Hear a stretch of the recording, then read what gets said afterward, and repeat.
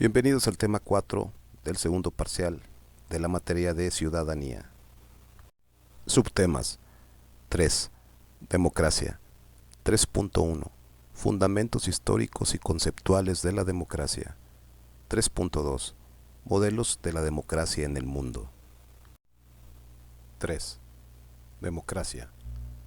La democracia, en nuestros días, es entendida como la igualdad de los ciudadanos en derechos y obligaciones.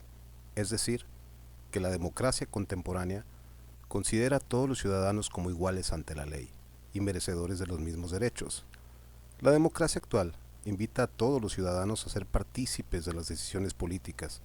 Por ello, la expresión máxima de la democracia es el voto universal. ¿Sabían que el voto universal es el derecho universal que consiste en que las personas adultas de un determinado estado, sin importar sus características o cualidades, puedan elegir a sus gobernantes? ¿Sabían que en México las mujeres tenían prohibido votar? No fue sino hasta el 17 de octubre de 1953 que de 356 candidatos registrados para elecciones populares, 20 eran mujeres y solo 4 llegaron a ser diputadas federales. La democracia es el gobierno del pueblo, por el pueblo, para el pueblo. Así lo dijo Abraham Lincoln. Por su parte, Winston Churchill señaló que la democracia es lo menos malo de los sistemas políticos. 3.1. Fundamentos históricos y conceptuales de la democracia. El primer paso hacia la construcción de la democracia se dio hace más de 2000 años. Esto pasó en la antigua Grecia, en la ciudad de Atenas. Los atenienses lucharon por años contra la nobleza que tenía el poder y finalmente pudieron establecer un gobierno popular que otorgó poder de voto a todos los varones mayores de 20 años. Esto se calcula que el número de ciudadanos en Atenas en ese entonces era de aproximadamente 45,000 personas. Cuando era necesario tomar decisiones, decisiones importantes sobre todo, como las relacionadas con la guerra, por ejemplo, se necesitaba el acuerdo de al menos 6,000 ciudadanos. Después de la caída del Imperio Romano, se desvaneció la idea de la democracia casi completamente. Sin embargo, en algunos países perduró la tradición germánica del Consejo Popular, a partir de la cual se construyó la idea del Parlamento moderno. Un parlamento es un sistema de gobierno representativo que generalmente consiste de 2 cámaras de representantes elegidas por el voto ciudadano. Pero el momento más importante para el desarrollo de la democracia en Europa, después de la Edad Media, fue la creación de la Cámara de los Comunes. Esto fue en Gran Bretaña y en el siglo XIII. Esta cámara funcionó como un parlamento rudimentario, tenía muy pocos derechos y estaba casi totalmente subordinada al poder del monarca. No fue sino hasta el siglo XVIII que la Revolución Inglesa posibilitó una cámara que representara los intereses populares. Fue un documento, el Bill of Rights, esto significa Declaración de los Derechos, el que dio inicio al Parlamento en Europa en 1689. Entre sus disposiciones, el Bill of Rights concedió al Parlamento inmunidad frente a la monarquía. Así se crearon los primeros derechos del Parlamento moderno y con esto surgió la primera democracia moderna. En 1762, Jean-Jacques Rousseau hizo pública su idea de un contrato social. Con esto, Voltaire concibió la democracia igualitaria que promueve la igualdad entre gobernantes y gobernados. En la monarquía, el rey o el monarca aseguran que tienen derecho al trono y al poder porque son moralmente superiores al pueblo que gobiernan. El ejemplo del Parlamento inglés y la propagación de las filosofías democráticas hicieron a Estados Unidos en 1787 el primer estado democrático moderno. Estos procesos inspiraron la Revolución Francesa y llevaron a una gradual democratización de otros países. La transición de formas de gobierno aristócratas y monárquicas en Europa comenzó el derecho al voto. Ya para el año 1950 se contaban en el mundo 22 estados de derecho democráticos, los cuales otorgaban, entre otros, el derecho a votar por sus ciudadanos, incluidas las mujeres. Para el año ya de 1999 existían ya 192 estados soberanos, de los cuales 85 se consideraban democracias porque otorgaron libertades civiles y derechos políticos a todos sus ciudadanos. La democracia, como sistema de gobierno, conlleva principios como la paz, la tolerancia, la pluralidad de ideas, el poder y la verdad, entre otros principios, por lo que comprende una dimensión ética. Posiblemente lo primero que pensamos cuando se habla de democracia es el poder del pueblo, es decir, la capacidad de los ciudadanos de elegir a sus gobernantes y además de que ellos mismos sean quienes establezcan los mecanismos o candados suficientes para evaluar y controlar a los gobernantes. En segundo lugar, la democracia supone que todos los miembros de la sociedad son capaces de dialogar y debatir a partir de argumentaciones y evidencias. La democracia es un sistema político, como ya vimos, en el que la población tiene una importancia especial, tiene una función esencial y participativa. Una de las características típicas de la democracia son las elecciones. Es un proceso en donde la población o un segmento de la misma está encargada de elegir a los representantes gubernamentales sobre quienes delegan la responsabilidad de dirigir al Estado en un cargo público. Otra característica de un sistema democrático es el respeto a la oposición política, así como respeto y protección de los derechos humanos. La gran mayoría de los países democráticos son también repúblicas constitucionales. Son repúblicas porque todos los asuntos del Estado conciernen al pueblo. Es decir, son un asunto público, no privado. Público se origina del latín populus, que significa pueblo. Por eso, pagar un soborno a un policía, presidente municipal u otro funcionario público es un acto de corrupción, porque el interés es de una persona sobre las demás. En una democracia, el pueblo es el poseedor soberano de los poderes del Estado, es decir, es una soberanía pública, porque el pueblo implementa un sistema político para el pueblo mismo, casi siempre pues aquí por medio de una constitución. 3.2. Modelos de la democracia en el mundo. En principio, existen muchas formas de organizar y gobernar una democracia. Asimismo, en la práctica, las democracias modernas exhiben un abanico de instituciones gubernamentales formales, como cuerpos legislativos y tribunales, así como sistemas de partidos políticos y de grupos de interés. La definición de democracia como el gobierno de él y para el pueblo plantea una pregunta fundamental. ¿Quién gobernará y a los intereses de quién responderá el gobierno cuando el pueblo esté en desacuerdo y tenga preferencias distintas? Una respuesta a este dilema es lo que diga la mayoría. Esta es la esencia del modelo mayoritario de democracia. La respuesta mayoritaria es simple y directa y desprende un gran atractivo, puesto que es obvio que el gobierno de la mayoría y de acuerdo con los deseos de la mayoría se acerca más al ideal democrático de gobierno del y para el pueblo, que el gobierno no por y de acuerdo con una minoría. La democracia es un concepto complejo y se puede poner de manifiesto de diferentes maneras.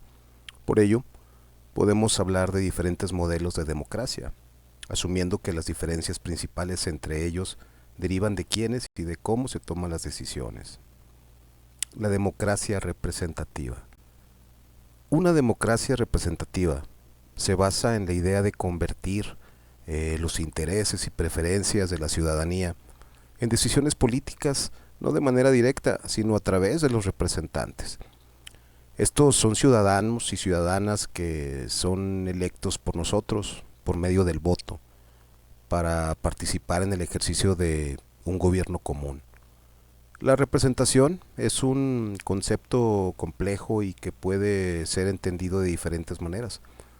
Usualmente se le vincula a un proceso, como ya lo he mencionado, y que es el sufragio o el voto para hacernos presentes por medio de personas que elegimos para que actúe en el interés de nosotros, los representados.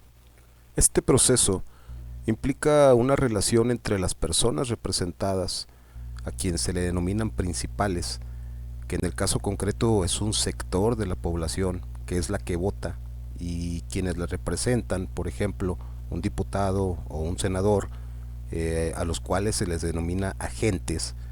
Las personas representadas definen a quienes le van a confiar la tarea de representarlos y periódicamente pueden confirmar o modificar esa decisión al participar en las elecciones.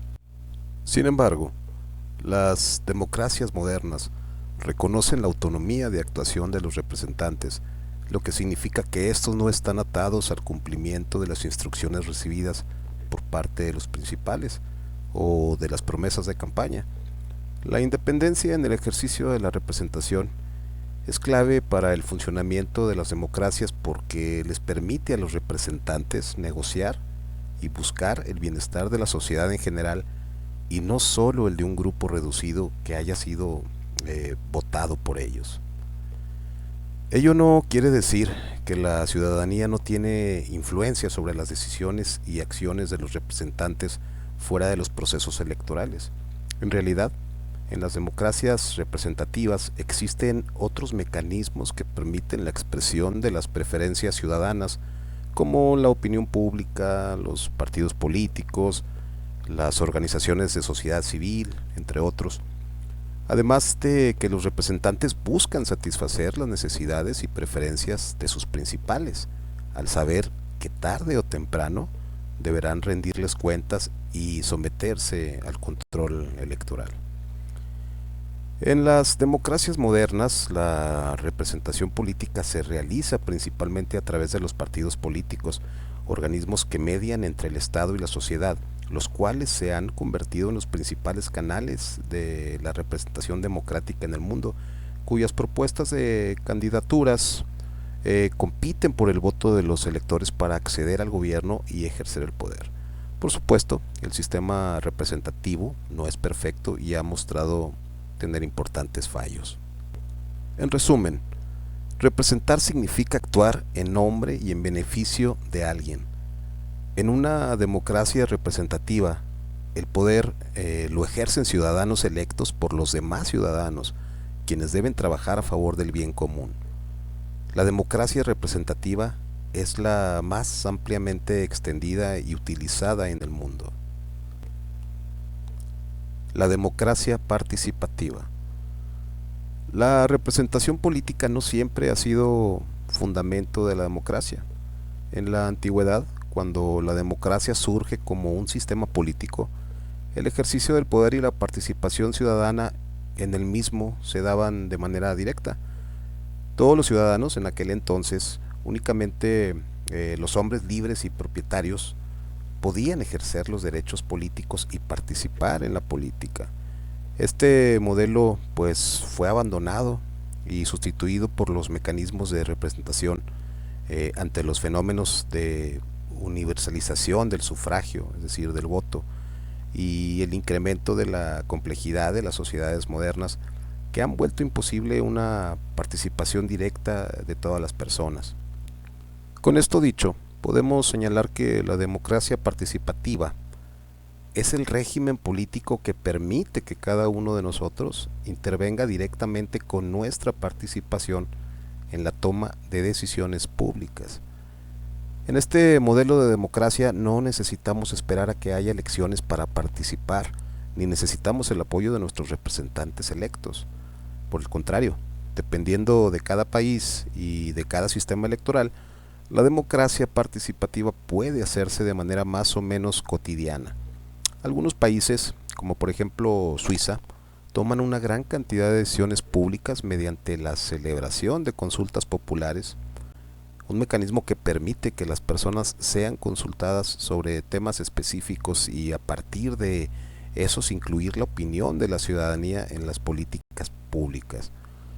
Una democracia que quiera facilitar la participación directa de la ciudadanía sin la intermediación de los representantes, es decir, de diputados, de senadores, etcétera, en las decisiones públicas puede usar diferentes mecanismos o procedimientos como los siguientes. El referéndum es una forma de consulta popular mediante la cual la ciudadanía puede aprobar, anular o hacer reformas a las leyes. También existe el plebiscito, que es la consulta popular a través de la cual la ciudadanía se pronuncia sobre un tema muy importante para la comunidad. La asamblea barrial o vecinal es otra, y esta es una organización de las y los habitantes de los vecindarios, colonias o barrios en las que pueden debatir y organizarse en los asuntos de interés común. También existe la iniciativa popular. La iniciativa popular es la gestión que hacen las personas para activar un procedimiento legislativo con la intención de que se apruebe o se reforme una ley. Por otra parte, también existe el presupuesto participativo. Este es un proceso en el cual la ciudadanía puede intervenir en forma directa en la decisión sobre la asignación de recursos públicos. Y pues por último tenemos la no menos importante, que es la revocación de mandato. ¿Qué es la revocación de mandato? Pues bueno, es un procedimiento mediante el cual la ciudadanía puede remover del cargo a sus representantes.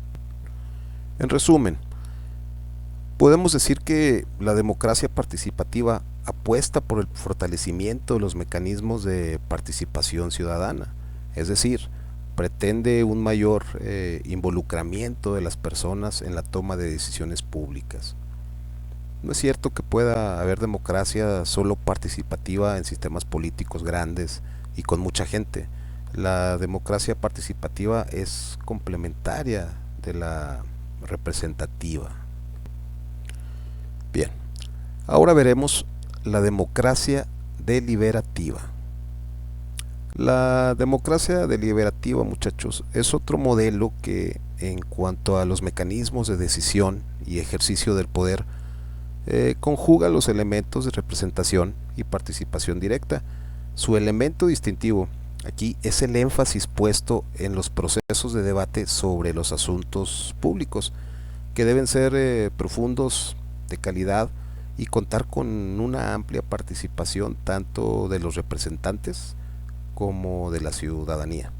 La idea detrás de la propuesta de democracia deliberativa es lograr que las decisiones públicas y las razones que las sustentan sean tomadas con participación amplia de la ciudadanía y no solo de las élites.